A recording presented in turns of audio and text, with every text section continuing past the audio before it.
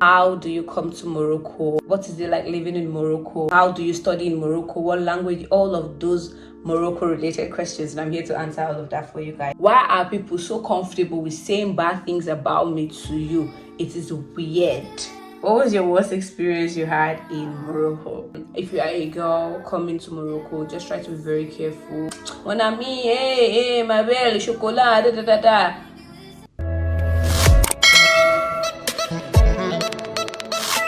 Hi guys, welcome back to another video. If this is your first time here, do not forget to subscribe, and if you are a returning subscriber, welcome back and thank you for coming back. So on today's video, I'm going to be doing a Q&A. These aren't just any questions, these are questions that you guys asked me. I put up a poll on my Instagram. If you're not following my Instagram, you should do that. I put up a poll on my Instagram and I asked you guys to ask me any question, and I'm going to be answering it here. And it's been a while since I put that poll up, but I'm just getting around filming the video, so I'm going to be answering those questions. But before I do that, I'm going to be answering some questions that kept reoccurring in like different fonts, and questions like I typically get in my DM or in my comment section on the different social media platforms. I'm going to be answering those questions so that we can clear all of that out before we get into the specific questions that you guys asked. So one of the very frequently asked questions I get is, where am I from? So guys, I am Nigerian, born and brought up in Nigeria. I came to Morocco only a few years ago just for my tertiary education. So I came here to get my bachelor's degree, and I did that last year. And now I am in my second year of master's. So I think the ultimate questions, and probably what most of you are here for, is how do you come to Morocco? What is it like living in Morocco? How do you study in Morocco? What language? All of those Morocco related questions, and I'm here to answer all of that for you guys. First of all, what do you need to know if you are planning on coming to Morocco? If you're planning on coming to Morocco as a tourist, then you don't need much. I don't think you need much. Just have your money, book all of your trips ahead and all of the activities you would like to do, and yeah, I think that should be smooth. But particularly if you are coming to Morocco for studies, I think the most important thing to know is that in Morocco we study in French.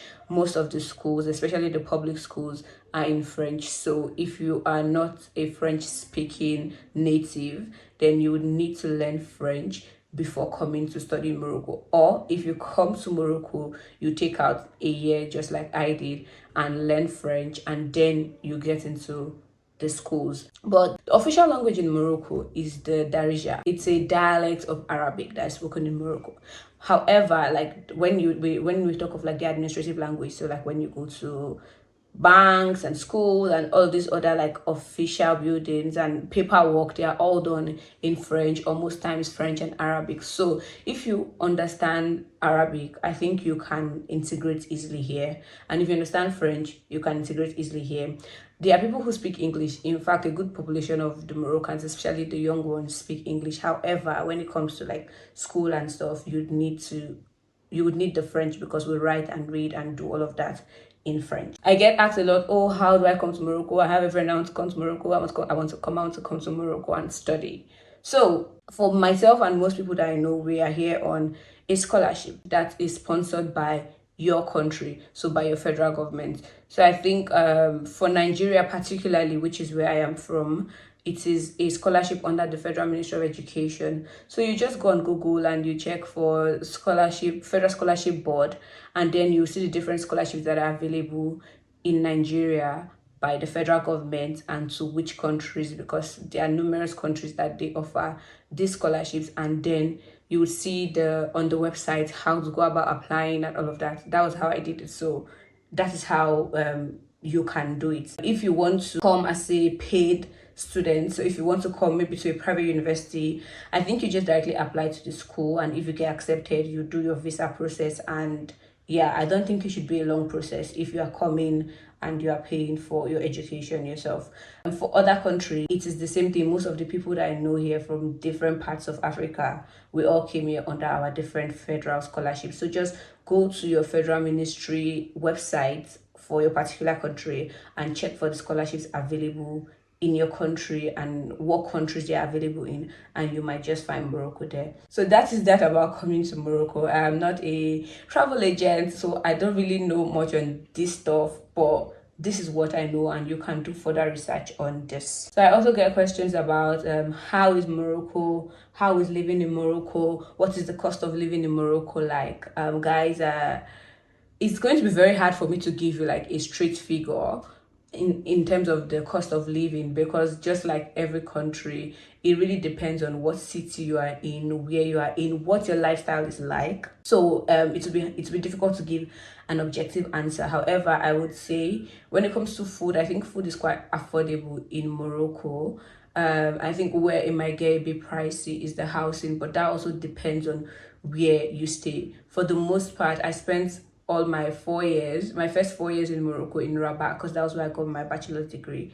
And Rabat is the capital of Morocco, so it makes sense that it is expensive. So transport is expensive compared to other cities, and housing is equally expensive compared to other cities. But because we are students, you can find we call them cities, so kind of like dormitories and hostels for students.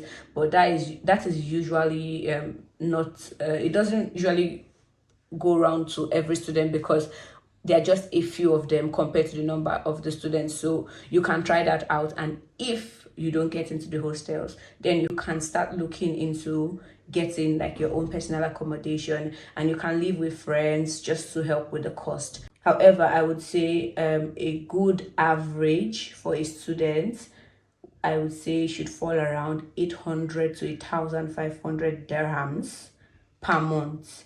That's an average. It can go less, it can go above. So there are also extra bills that you would be paying that you should put into consideration, like your Wi-Fi, your water, your electricity, gas. I think those are the basic bills that you would have to pay, your utilities. And then you put your transportation into consideration. If you're in Rabat, transportation is quite expensive, except you use the public bus, or they have the grand taxis. They have a fixed price, so it is cheap. But buses or these taxis don't usually go everywhere like the cab, so sometimes you might have to use the cab. Whilst I was in Rabat, I stayed in the hostel, so I wasn't spending much on housing. However, most of my money went to transportation, because moving around in Rabat is quite expensive. And my school, there was no bus station that was really close to my hostel and close to my school. So for the most part, I had to take a cab every day from and to school. So that was quite expensive. But yeah, just know your budget and then know what works for you, and try to find the closest bus station or tram station or grand taxi station to your house and your school, just to save costs. So if I'm going to give like a rough estimate, I'll say in total a student can be spending around 2,000 dirhams per month. That is when you include all of your bills and your utilities, your rent, your food, transportation. If you are very tight with money, you can spend 2,000 dirhams a month. But if you are in the cheaper cities like where I am right now, so that those are like cities that are not the major cities, like not Casablanca, not Rabat. I think cities like Fez, cities like Mohammedia, Kenitra, they are a bit on the more affordable side of things. So I think you will be able to scale through with 2,000 dirhams a month. So that's just like a rough budget. But if you want to include the little luxuries like your hair, doing your nails, some self-care, then it would go above 2,000 dirhams. Another frequently asked question I get is, are there churches in Morocco? Because as you guys know, Morocco is an Islamic country, so it is reasonable as to why people would have those questions. But luckily for us, I would say there are churches in Morocco, so more than one church. There is a Catholic church in Morocco, and there are other Pentecostal churches in Morocco. Personally, I attend the Family of Champions International Church. The headquarters is in Rabat, so that was where I was when I was in Rabat. But they have different branches around the country, so in the different cities. I think they have one in Oujda, Kenitra, Mohammedia, Fez, Marrakesh, Casablanca. So if you are looking for a church and you're watching this video and I did not mention your city, you can just leave leave your city in the comment section, and I will let you know if the church is available there. And if you can't find it on Google, I'll put you in contact with somebody that can help you navigate integrating into the church. I have to say, if you're a Christian and you're in Morocco, it is very, very, very important to find a church. For me, my church hasn't just been somewhere where I have been learning about the word of God. It has provided me with a community. And like, what better community can you have than a community that fears God and that drives you to know God more, and like just they help in building your faith. And like, what other set of people would you trust than your fellow Christians that are seeking to live like God? Like, I feel like those are the best kinds of people you can find. So for me, I have gained more than just the word of God from this church. So I'll say find a good church community, because when you come here, it's very easy to be isolated as you're in a foreign land and you're with lots of foreign people, and the language is also a big barrier. So having a community that shares similar values and ideas and beliefs and language with you is very important. However, my church isn't just an English church, it is an English and French church. So both the praise and worship and the sermon is done in both English and French at the same time. Now that we are done with all of the frequently asked questions, let's get into the juicy questions that you guys asked. If you want to get involved in these questions, if you want to ask questions, go and follow my Instagram, because I put up posts there, and that is where I ask questions like this and come here to answer them. First question we have here is, Deborah, do you speak Hausa? No, I do not speak Hausa, and that is a shame, because funny story, or I don't know, funny fact, my mom is actually from Nasarawa and she speaks fluent Hausa. And for some reason, we never picked it up, because she never, and I grew up in Abuja too, so that's even like a double L. It's a double L, honestly. Honestly, I wish I knew how to speak Hausa, because I've come to find out that like Hausa is a very widely spoken language. Like, I came here and I found out that people from Benin Republic speak Hausa. There are people from Ghana that speak Hausa. It's like, but I'll have to make do with English and French at this point. Another question is, what was the most hurtful thing someone has ever done to you, and how did you survive? Most hurtful thing someone has ever done to me, most hurtful thing, I would have to think on that one. Hurtful, just because I'm not easily hurt by people, because when I meet people, when I start to like, form a rapport with someone, there's this thing I always say, I'm like, I expect to be disappointed by you until proven otherwise. So I'm not like entering into, a relationship with you, as in getting to know a person or a friend or whatever, and expecting you to be a great person.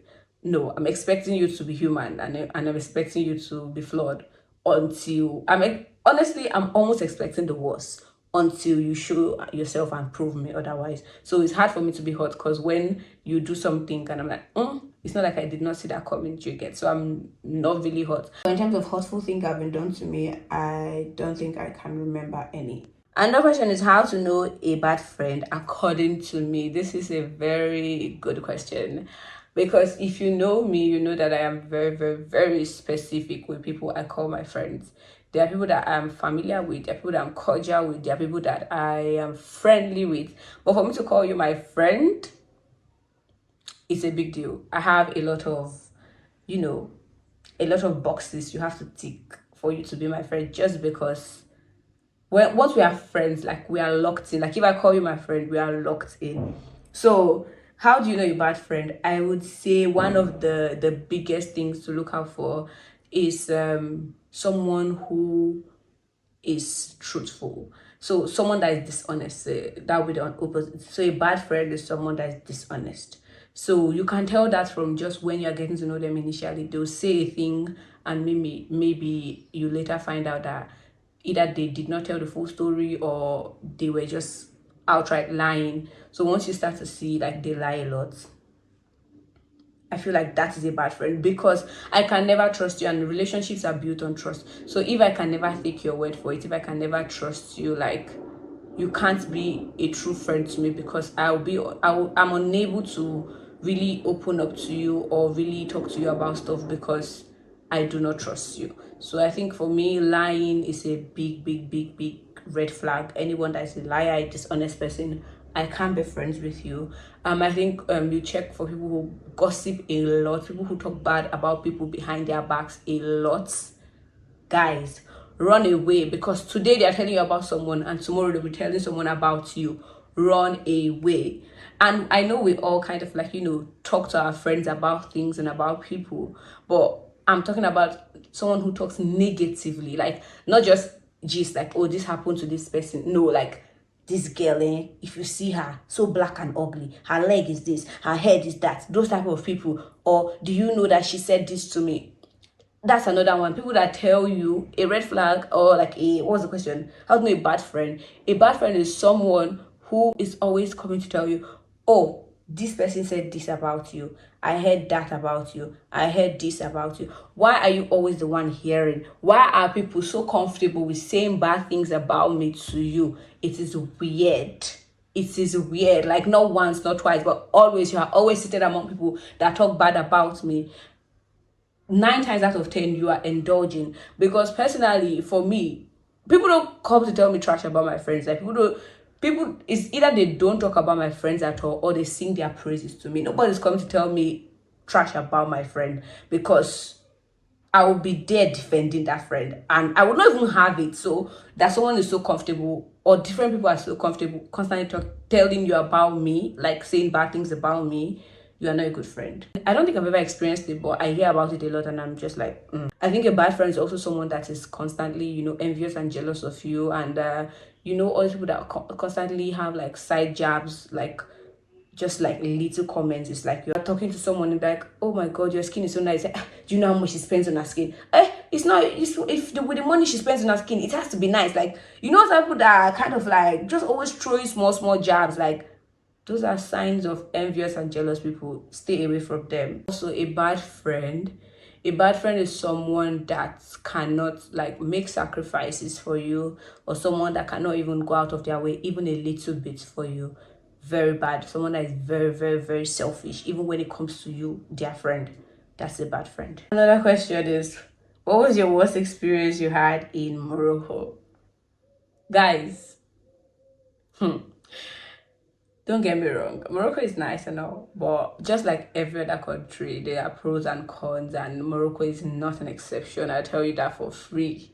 I don't know if I am comfortable sharing like my worst experience. I would just like give you guys a hint and just, give like a general statement when it comes to Morocco. When it comes to Morocco, catcalling is a very common theme here.